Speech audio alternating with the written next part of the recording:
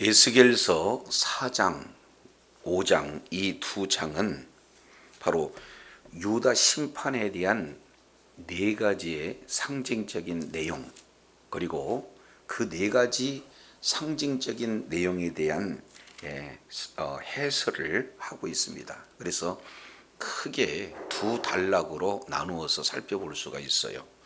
에스겔서 4장 1절부터 5장 4절까지 이 내용은 하나님의 심판을 이렇게 상징하는 네 개의 상징 행위가 5장 4절까지 기록이 되고 있다면 5장 5절부터 남은 이제 5장 17절까지 내용을 통해서 보면은 그 상징이 어떤 내용인가 하는 내용을 하나님께서 상세히 해설해 주는데, 그 내용은 크게 두 가지 내용에 초점을 가지고 있습니다.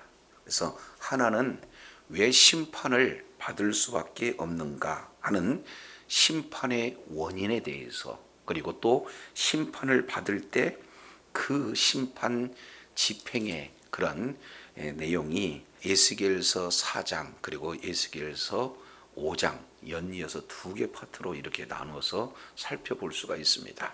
그래서 우리는 이 내용을 전 시간에 이제 네 개의 상징 가운데 세 가지 내용은 살펴봤어요. 잘 아시겠지만 첫 번 내용을 통해서 보면은 이제 토판 상징을 말하고 있습니다. 이 토판, 이 내용은 예루살렘을 포위하는 그런 내용인데, 그 포위된 내용 가운데 우리 하나님께서 3절 내용을 통해서 보면은 철판을 가져다가 너와 성읍 사이에 두어라 하는 이 내용은 우리 하나님께서 철저하게 에워싸여 있는 이런 상황 속에서도 우리 하나님께서는 사실은 간섭하지 않겠다 하는 그 의도가 지금 담겨져 있어요. 그래서 철저하게 예루살렘 성이 에워싸인 이 내용을 토판 상징을 통해서 보여주고 있다면, 4장 4절부터 8절까지 이 내용을 통해서 보면은 자세를 통해서, 아주 특이한 자세를 통해서 하나님께 주신 메시지가 있죠. 그 내용은 먼저 북이스라엘이 대한 내용을 390일, 그리고 남유다에 대해서 40일, 각각 430일 내용 기간에 하나님께서 이제 심판하시는 그런 어떤 그 기간을 잘 이렇게 묘사를 하고 있습니다. 그리고 이어서 떡에 대한 내용인데, 이 떡은 바로 이스라엘 백성들이 남은 남유다 예루살렘 성이 에워싸임으로 말미암아 결국에 그 성중에 큰 기근이 임한다는 거예요. 연료의 부족 현상도 나타난다는 거예요. 그렇기 때문에 먹는 양이 너무나 적은, 그래서 저울로 달아서 먹되 사실은 한 끼 식량도 안 되는 것을 하루에 이것을 나눠서 먹는 그런 부분들을 말씀을 하고 있어요. 그런데 그 떡 역시 인분에 구워서 먹는 그런 어떤 내용인데, 너무 이것이 가혹하기에 이제 소똥으로 대체해 주는 그런 내용들을 우리가 지난 시간 이렇게 살펴봤습니다. 그래서 우리 하나님께서는 말씀에 불순종한 그 결과 이제는 예루살렘이 에워싸이게 되고, 에워싸일 때 극심한 기근이 임하게 되어지는 이런 부분들을 이렇게 말씀을 하고 있다면, 오늘 네 번째 바로 상징 내용이 5장 1절부터 4절까지 이 내용에 지금 말씀을 하고 있습니다. 그것은 결국 예루살렘 성이 에워싸이고, 그리고 이제 아주 기근이 심한 최종적인 결과가 어떤 내용인가 하는 이 내용을 이제는 머리털을 다 깎습니다. 수염도 다 깎아요. 그리고 그 깎은 수염을 이제 잘 보관해 두었다가 예루살렘 성이 에워싸는 그 날이 되었을 때 3등분 하라는 거예요. 그래서 3분의 1 이 내용은 성읍 안에서 불사르고, 그리고 3분의 1 이 내용은 성읍 주변 사방에서 칼로 이제 치고, 그리고 3분의 1 이 내용은 이제 아예 흩어버려라, 이렇게 말씀을 하고 있습니다. 그런데 거기에 추가적으로 주어지는 내용은 그 극히 일부를 남겨두는데, 그 이 극히 일부 남겨준 이 내용마저도 불에 던져라. 자, 이 내용에 주어지는 하나님의 메시지가 무엇인가, 우리가 이제 조금 더 자세히 살펴보도록 하겠습니다. 5장 1절이에요.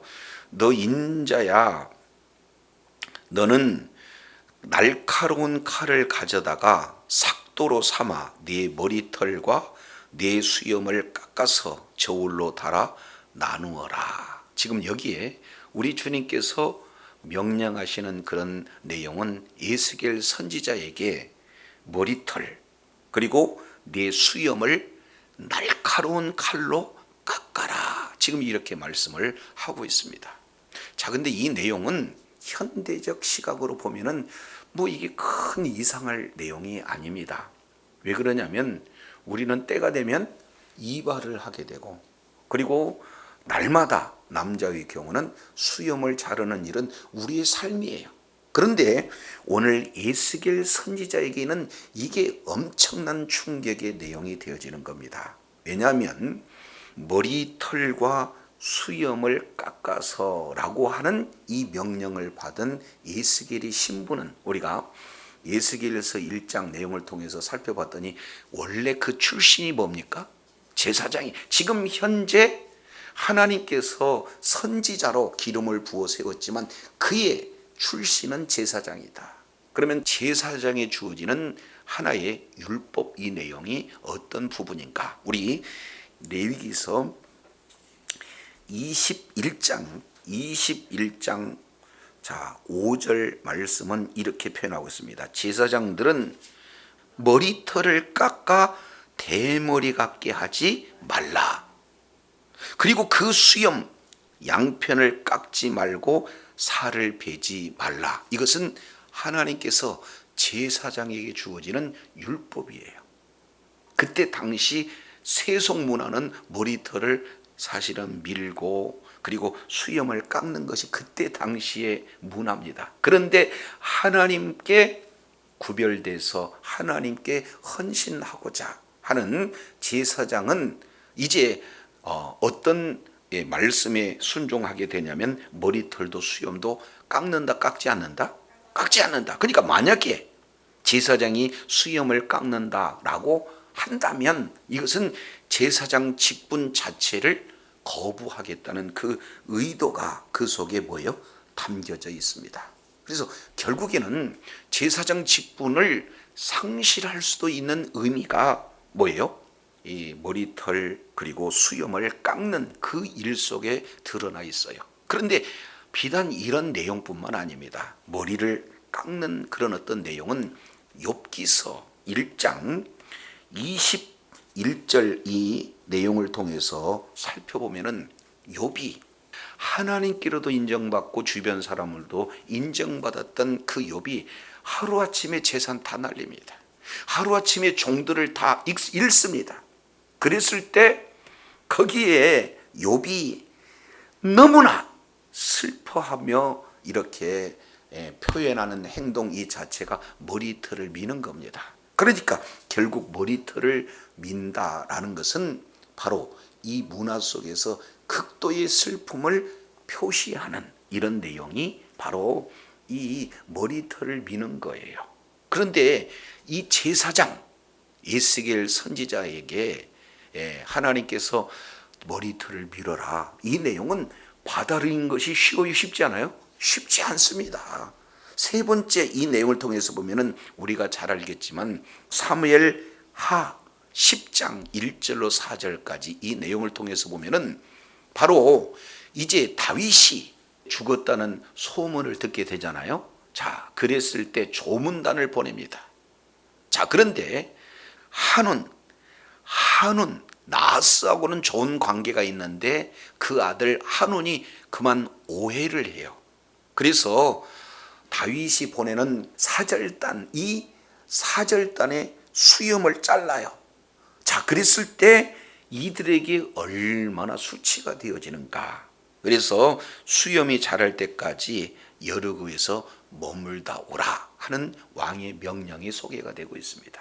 그래서 이것이 계기가 되어서 이제는 큰 전쟁이 일어나게 되어지는 것을 볼 수가 있습니다. 그만큼 수염을 자른다는 것은 어떻게 돼요? 상대방이 굉장히 수치요 모독적인 거고, 그것을 자기 스스로 깔았다면 극도의 슬픔을 표현을 하는 거고, 동시에 제사장의 관점으로 보게 되면은 그 제사장 직분 자체가 상실되는 그 의미조차도 이 머리털을 깎는, 수염을 깎는 그런 어떤 일이 있어요. 그런데 하나님께서는 제사장이 이렇게 머리를 깎아라, 그것은 아주 굉장한 상징적인 표현이다, 행동이다 라는 사실을 이렇게 살펴볼 수가 있습니다. 자, 그런데 여기에 무엇으로 깎냐? 1절 다시 봅니다. 너는 이 너인 자야, 너는 무슨 칼로? 날카로운 칼. 여기서 날카롭다는 것은 양면의 날이 선 것을 말하고 있어요.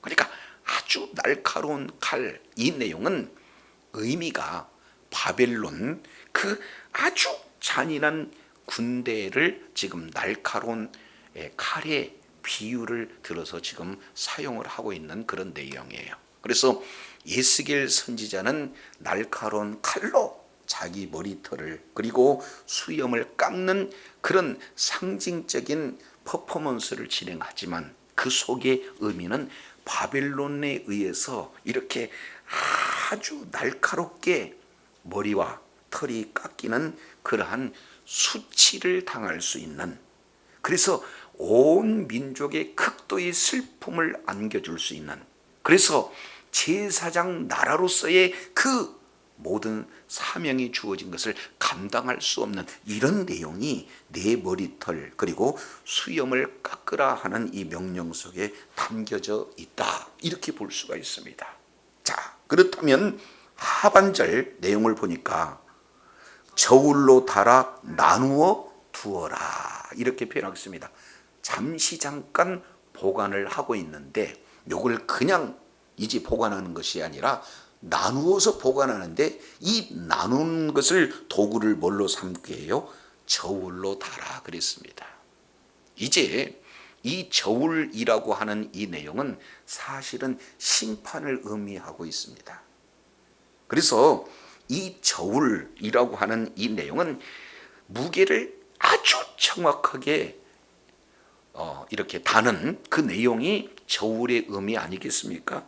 자, 그런데 정확한 심판, 이 내용이 저울로 달아둔다, 이런 측면을 말씀을 하고 있습니다. 자, 그런데 어느 때에 이 내용이 이제 취해지는가? 2절 보시겠습니다. 그 성읍을 에워싸는 날이 차거든. 여기서 에워싸는 날이 찼다라고 하는 내용은 최종적으로 뭐예요?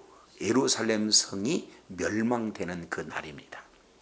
이 자세한 내용은 열왕기하 25장 1절 2절 내용을 통해서 자세히 역사 속에서 살펴볼 수 있는 그런 내용이죠. 그래서 남유다, 이미 북이스라엘은 BC 722년 아수르에 의해서 멸망을 당해요.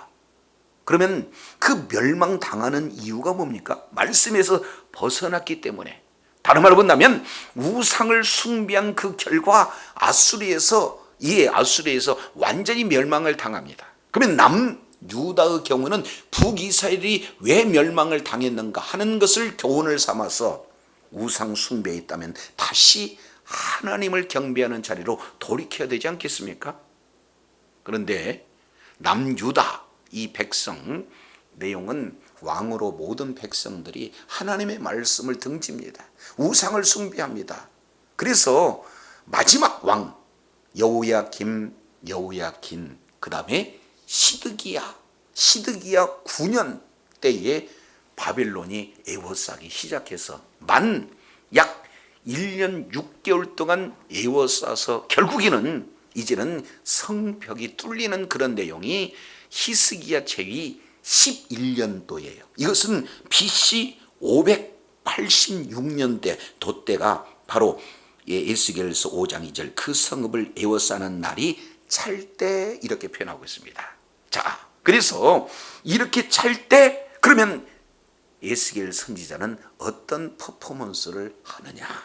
자, 세 개로 이렇게 나누어서 보관하고 있다가 5장 2절 내용을 보니까 그 너는 터럭 3분의 1은 성 안에서 뭐 해버리고 불사르고 그리고 3분의 1은 성읍 사방에 가서 칼로 치고 그리고 3분의 1 이 내용은 바람에 흩으라 이 명령이 주어지고 있어요. 자, 그러면은 이게 불사르고 칼로 치고 바람에 흩는 그것도 3분의 1, 3분의 1, 3분의 1씩 전체를 왜 이런 방식으로 이렇게 행동을 하는가? 그것은 참 이렇게 어려운 그런 해석이 아닐 수 없습니다. 그런데 이거 해석이 또 어렵지 않아요. 왜 그러냐면 하나님께서 이 해석을 바로 해 주셨기 때문에. 자, 그러면은 12절을 우리 잠깐 보겠습니다. 너희 가운데서 3분의 1은 뭐하여? 전염병과 기근으로 뭐한다? 멸망당한다. 이것이 불사른다라는 의미예요. 그러니까 3분의 1은 이미 성 안에서 에워쌌을 그때 사실은 못 먹어서 죽고 그리고 전염병 때문에 죽는 그런 내용이 성 안에서 이루어질 것이다. 그리고 두 번째 3분의 1은 너의 사방에서 칼에 뭐한다? 예, 엎드려진다. 그러면은 여기에 칼로 치는 행동은 칼에 엎드려진다는 거죠. 그러면 이 내용은 이 성 주변입니다. 마지막 함락됐을 때 저항하다가 3분의 1은 또 죽게 되어져요. 이것이 바벨론 포로, 날카로운 칼과 같은 바벨론 포로에 의해서 이제 3분의 2가 첫 번째는 굶어 죽고 전염병으로 죽고 그리고 두 번째는 저항하다가 죽고 칼에 그리고 이제 이렇게 굶어도 죽지도 않고 칼에 죽지도 않는 남은 3분의 1은 어떻게 되는가? 12절 마저 보시죠. 3분의 1은 내가 사방으로 흩어버린다. 그리고 그 뒤를 따라 칼을 빼리라. 그러니까 사방으로 흩어버린다라고 하는 것은 뭐예요? 포로로 끌려간다 라는 이 내용을 지금 말씀을 하고 있습니다. 그러면 포로로 끌려가면 그것을 잘 먹고 잘 사느냐? 아니죠. 우리 하나님께서 그 뒤를 따라가서 현장에서 뭐 한다는 거예요? 죽이겠다. 그러니까 이렇게 하나님의 말씀에 벗어난 이 죄의 최종적인 이 결과의 그런 상태는 모두 다 죽는 이런 내용으로 이렇게 말씀을 하고 있습니다. 그렇기 때문에 우리는요 죄의 심각성을 바로 알아야 돼요. 하나님께서 이렇게 철저하게 에스겔 선지자에게 마음이 완악해서 말씀으로 하면 듣지 못하고 마음이 완악해서 말씀 심판을 이렇게 선언하게 되어지면은 에스겔 선지자를 이제 감금하기 때문에 온 몸으로 지금 이 행위 예언을 통해서 이 예루살렘 심판에 대한 내용들을 아주 구체적으로 지금 말씀을 하고 있는 그런 내용들을 보게 됩니다. 이것은요 그때 당시 그때 그 사람들만의 문제겠습니까? 오늘날 우리에게도 적용되는 내용이겠습니까? 그렇습니다. 그렇기 때문에 이 죄에 대한 심각성 우리는 바로 알아야 돼요. 그래서 예수 그리스도를 믿는 믿음을 가진 우리는요 이미 과거의 죄, 현재의 죄, 미래의 죄 다 용서를 받았어요. 그런데 이것을 마치 이단의 그런 어떤 주장처럼 우리는 이제 죄 사함을 받았으니까 죄를 져도 되겠느냐? 아니라는 거예요.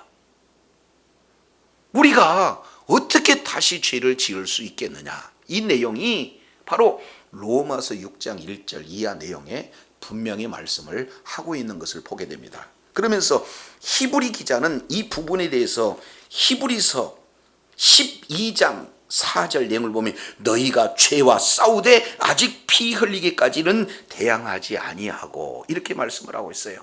이제 사도 바울은요, 악은 어떤 모양이라도 뭐요?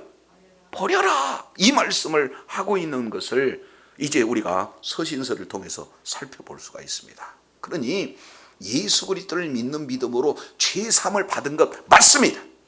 그러나 죄 사함을 받은 이유는 그냥 죄를 져도 되는 것이 아니라 어떻게 돼요? 어떻게든지 다시 예수님을 십자가에서 달려서 죽일 만한 그 죄에게서 안지려고 몸부림을 치는 거고, 설령 죄를 지었다 하면은 뭐예요?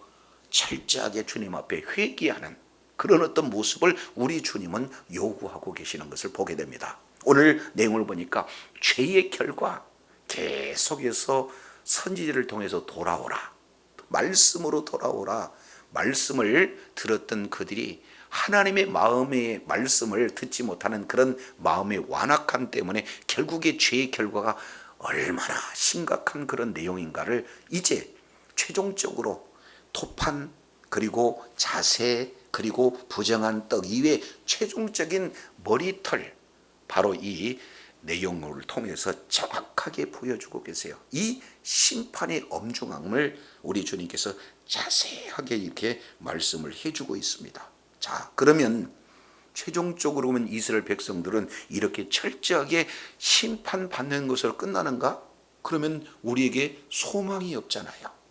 그렇잖아요. 그러면은 거기에 우리 주님께서는 살짝 우리들에게 심판이 목적이 아니라는 것, 여기에 3절 내용 속에서 하나님께서 하나의 소망의 씨앗을 보여주고 계십니다. 자, 5장 3절 내용을 한번 보시죠. 너는 터럭 중에 조금, 여기서는 원어로 보면 아주 극히 작은 양을 얘기해요. 그래서 너는 터럭 중에 조금을 내 옷자락에 싸고 그랬어요. 여기서 옷자락에 싼다라고 하는 것은 매우 소중하게 간직해라 하는 의미가 이 속에 담겨져 있습니다. 이제 룻기서 3장 내용을 보면은 룻이 보아스에게 옷자락으로 덮어주소서, 여기서 옷자락은 뭔 얘기를 하는 거예요? 청혼을 하고 있는 거예요. 그만큼 소중하게 여긴다 하는 내용이 옷자락에 싼다, 이렇게 말하고 있습니다. 결국 우리 하나님께서 다 진멸하지만 그 진노 속에서도 우리 하나님의 긍휼하심, 그래서 다 진멸하지 않고 극히 일부지만 조금이라도 우리 하나님께서는 남겨놓으신다. 그 남겨놓은 자를 소중하게 여기시는 바로 하나님의 놀라운 은혜가 지금 3절 심판 속에서도 하나님의 놀라우신 그 자비, 그 사랑, 그 은혜를 이렇게 잘 이렇게 표현을 해주고 있는 것을 보게 됩니다. 자, 거기에 조금 가져 이 내용의 밑줄 한번 쫙 쳐보세요. 왜냐하면 이것은 성경에서 매우 중요한 렘넌트, 바로 남은 자 사상이 이 속에 그대로 고스란히 담겨져 있습니다. 그래서 렘넌트, 이 남은 자 이 사상을 사도 바울은 로마서에서 아주 중하게 여겨요. 우리 잠깐 로마서를 한번 살펴보도록 하겠습니다. 로마서 9장 27절 내용을 통해서 보면은 또 이사야가 이스라엘에 관하여 외치되, 여기서 외친다는 것은 안타까움을 가지고 지금 외치는 그런 내용입니다. 이사야는 이스라엘에서 어떤 안타까움을 가지고 외쳤을까? 뒤에 보니까 이스라엘의 무자손의 수가 비록 바다의 모래 같을지라도, 이렇게 표현하고 있습니다. 그럼 바다의 모래 같다라고 하는 것은 어떤 것을 말하고 있습니까? 그만큼 이스라엘이 숫자가 많다는 거예요. 하나님께 놀라운 그런 축복을 이렇게 받아서 바다의 모래와 같다. 지금 이런 내용은 결국에 하나님께서 아브라함에게 약속하실 때 너는 뭐요? 하늘의 별과 같이, 바다의 모래와 같이 내 후손을 번성케 하리라는 그 약속이 이루어졌다는 사실이에요. 그만큼 하나님께서는 약속에 신실하신 그런 하나님이심을 잘 보여주고 있습니다. 자, 그런데 문제는 이 많은 이스라엘 자손들이 하나님의 말씀에 뭐예요? 불순종하게 되면 오늘 우리가 에스겔서 5장 내용을 통해서 보니까 죄에 따른 심판은요, 기근과 그리고 전염병으로 죽습니다. 거기에 남은 사람 마지막에 저항하다가 이제 싸움하다가 칼로 죽임을 당해요. 그리고 또 그 속에서 혹시 살아남은 자 있다 그러면은 포로로 흩어서 현장까지 따라가서 우리 하나님께서 멸하시겠다. 그렇지 않습니까? 이 죄의 무서움을 이렇게 말씀을 하고 있는데, 비록 바다의 모래 같을지라도 누구만 구원을 얻어요? 남은 자. 여기서 남은 자는 극히 적은 자들을 이렇게 말씀을 하고 있습니다. 자, 그래서 주께서 땅 위에 그 말씀을 이루신다는 거예요. 하나님의 말씀은요, 선포되면 반드시 이루어지는데 이것이 이제 마쳐지고 끝내시리라. 그 얘기는 하나님의 약속 그대로 우리 하나님께서는 완성을 하신다. 그러면 그 내용은 뭡니까?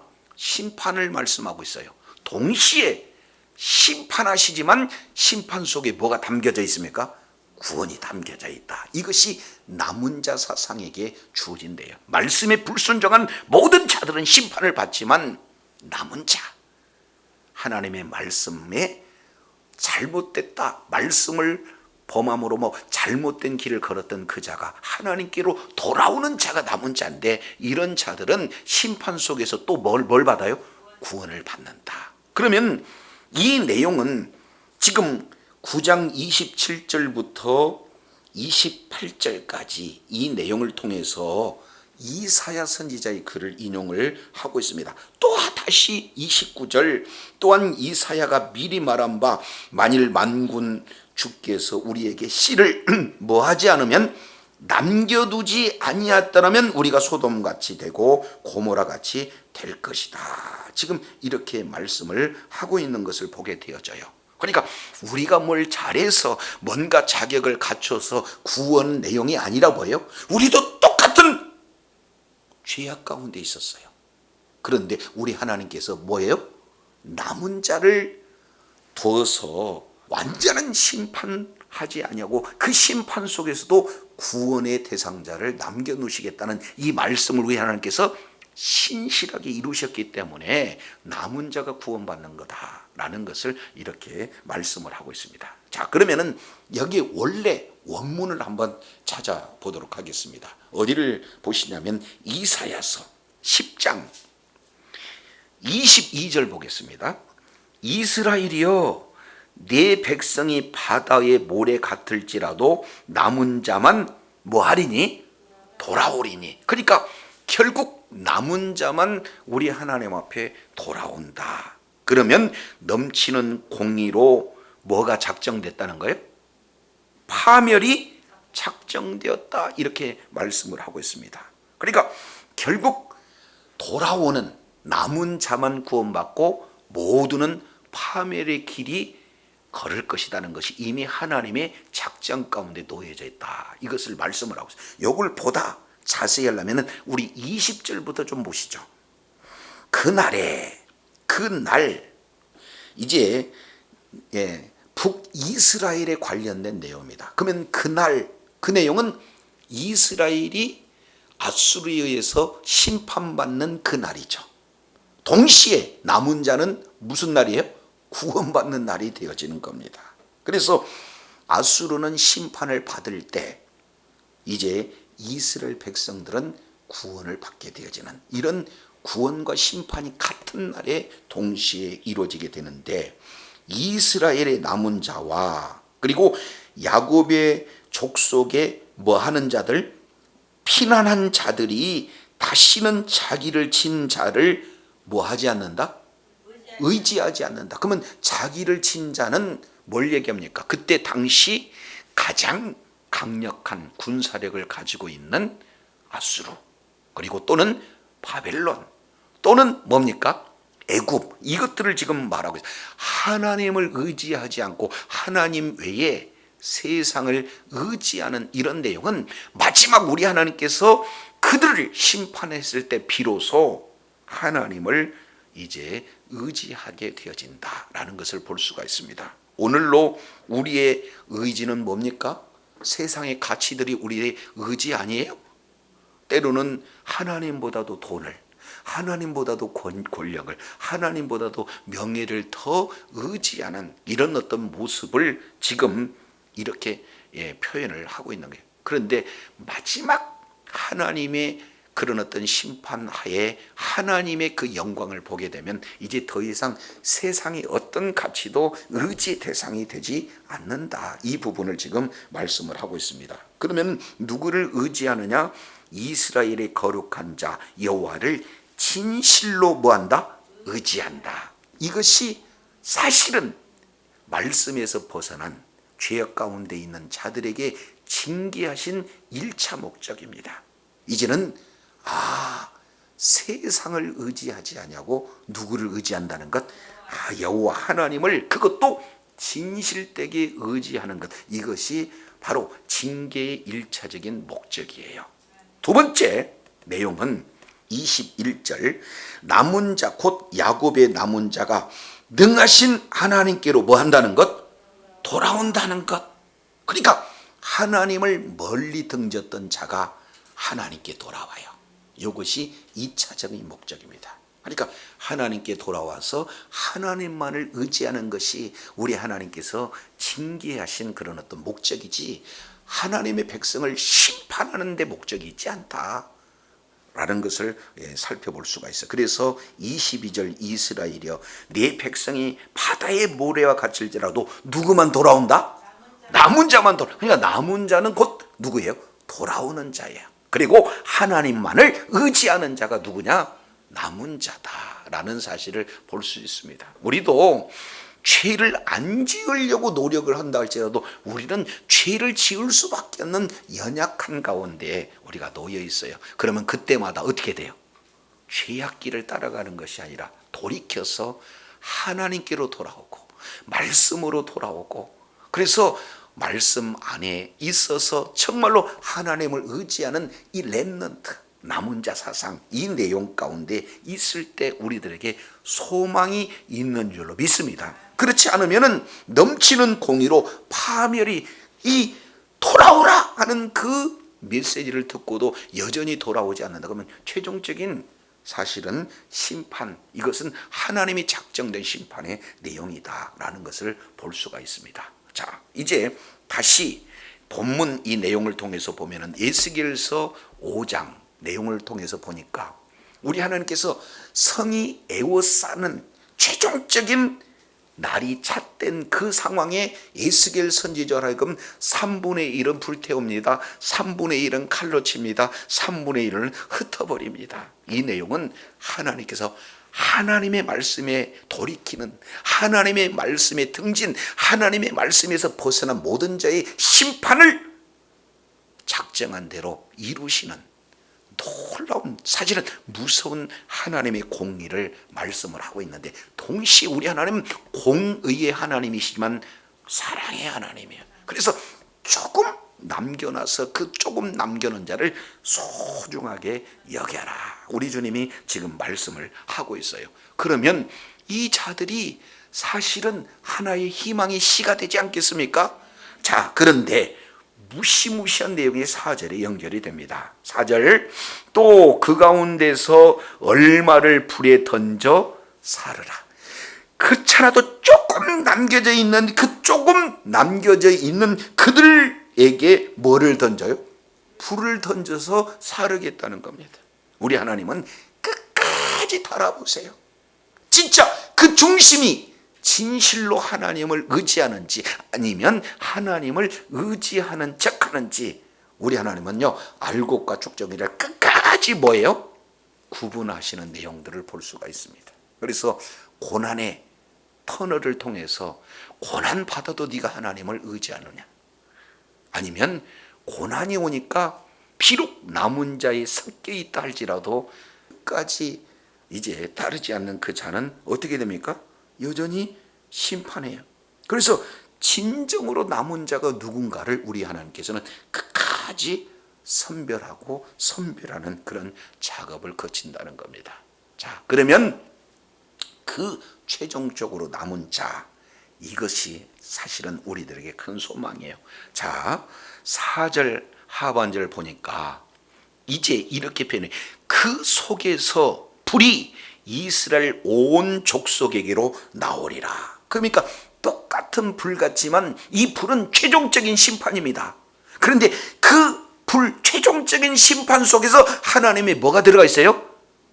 은혜가 들어가 있어요. 여기에 회복이 이 속에 들어가 있다. 그러면 이제는 세계 각처로 뿔뿔이 다 디아스포라가 되어서 흩어져 버리는 그곳에 우리 하나님이 뭐예요? 새로운 불씨가 이제 그들을 통해서 불씨가 되어진다라는 사실을 말씀을 하고 있습니다. 그래서 누가복음 24장 이 내용을 통해서 보면은 이런 말씀을 하고 있어요. 우리 이제 한 군데 살펴보고 마치겠습니다. 누가복음 24장 복음의 출발지를 이렇게 말씀을 하고 있어요. 이 누가복음 24장 46절 또 이르시되 이같이 그리스도가 고난을 받고 제3일에 죽은 자 가운데 살아날 것 그랬습니다. 고난 받고 그 다음에 살아날 것, 이 내용은 십자가와 부활을 말씀하고 있어요. 그러니까 기독교의 가장 복음의 정수 핵심은 뭡니까? 십자가와 부활이에요. 성경 전체는 예수님을 말씀하고 그 예수님의 전체는 십자가와 부활, 이 복음으로 말씀을 하고 있는데 47절 또 그의 이름으로 죄 사함을 얻게 하는 회개가 어디서부터 출발해요? 예루살렘으로부터 시작된다. 그리고 어떻게 돼요? 모든 족속, 에뜨네, 모든 백성들 여기에 전파된다라는 것을 성경은 기록하고 있다. 그래서 하나님의 말씀에 불순종한 바로 이스라엘 백성들이 하나님의 심판, 죄로 말미암아 다 3분의 1 질병으로 죽습니다. 기근으로 죽어요. 칼에 죽습니다. 끌려가서 죽어요. 그 속에서도 일부 나온 모든 자들이 세계 가운데 흩어져 있는데 그 흩어진 그곳에 뭐가 증거가 되면, 복음이 증거가 되면 이제는 성령의 불로 인하여 세계 만국이 듣고 회개하여 주님의 품으로 돌아오는 그런 역사, 이것이 우리들에게 주어졌어요. 그래서 예루살렘으로부터 시작했던 그 복음의 불씨가 이방인 우리들에게까지 증거되어서 예수가 그리스도라는 것, 예수님이 나를 위해서 십자가에 죽으셨지만 사흘 만에 다시 살아났다는 이 복음의 핵심이 우리의 심령 가운데 뭐예요? 성령의 불로 자리 잡았어. 이제 우리가 동시에 받은 은혜가 있기에 우리가 바로 예수 그리스도의 증인이 돼서 만방에 많은 아직도 복음을 받아야 할 그런 대상의 증인이 바로 저와 여러분이 되어진 줄로 믿습니다. 그래서 마태복음 28장 19절 20절 내용을 통해서 보면 너희는 가라 이렇게 말씀을 하고 있어요. 너희는 가서 모든 애들의 모든 족속으로 이제 제자를 삼아 아버지와 아들과 성령의 이름으로 세례를 주고 내가 너희에게 분부한 모든 것을 가르쳐 지키게 하라. 볼지에다 내가 세상 끝날까지 항상 너희와, 여기서 너희는 뭐예요? 복음을 받은, 은혜 받은 자가 제자 삼기 위해서 내가 있는 그곳에서 이제는 주의 복음을 증거하는 증인의 삶을 사는 너희와 함께 하신다 주님이 약속하고 계신 줄로 믿습니다. 그래서 오늘 이제는 토판 비유, 그리고 자세 비유, 그리고 부정한 떡의 상징, 그리고 마지막 머리털 이 상징, 모든 내용은 하나님의 말씀에 불순종한 이스라엘의 심판을 정확하게 말씀하고 있지만 그 심판 속에 남은 자, 렘넌트 사상을 우리 주님께서 보여주시고 그 다 태워진 것 같으나 남은 자가 나와서 온 열방에 복음의 불결이 확 퍼짐으로 말미암아 주님께로 돌아오는 하나님의 놀라운 구원 계획을 오늘 정확하게 오늘 본문을 통해서 보여주고 계십니다. 그래서 저와 여러분이 심판 속에서도 긍휼히 여기시는 은혜의 그 놀라우신 하나님의 은혜를 받은 자로서 이제 주님의 마음을 흐뭇하게 하고 많은 영혼을 주님의 품으로 이끄는 데 증인의 삶을 감당함으로 하나님이 동행하시는 하나님의 놀라운 일하심을 날마다 경험하는 능력자요 축복자요 지혜자들이 다 되시기를 예수 이름으로 축원합니다. 기도하겠습니다. 거룩하시고 자비로우신 하나님 아버지, 오늘 에스겔 선지자가 하나님의 말씀을 이렇게 전하는 파수꾼의 사명을 감당할 때 받는 이스라엘 백성들의 마음이 너무도 완악하기에 잠깐 우리 주님께서 복음 전하는 것을 유예하셨지만 이제 몸으로 행동을 통해서 친히 하나님의 말씀을 전하는 예루살렘 심판의 상징적인 4가지 메시지를 살펴보았습니다. 도판을 통해서 우리 하나님께서는 완전히 예루살렘과 단절하고 에워싸임이 이제 예루살렘이 에워싸인다 할지라도 우리 주님께서는 돕지 않으시는 단절을 우리 주님께서 말씀하실 뿐만 아니라 이제 자세를 통해서 왜 그들이 죄를 범했는가 하는 내용을 북이스라엘과 남유다 이제 각각 390년 그리고 40년 도와 430년에 대한 내용들을 상징적으로 보여주시고 에워싸일 그 상황 당시 내용은 너무도 기근이 심하는 정말로 먹을 것이 없는 그리고 뗄감이 없는 그런 상황을 적나라하게 보여주실 뿐만 아니라 이제 최종적인 심판의 내용은 3분의 1은 굶고 때는 질병으로 죽을 뿐만 아니라 3분의 1은 칼에 저항하다가 싸우다가 죽고 3분의 1 나머지는 끌려가서 끝까지 우리 주님께서는 따라가서 죽이는, 그러나 모든 것이 다 심판이고 절망 가운데 있지만 그 중에 극히 일부 소중하게 옷에 싸서 남겨두라.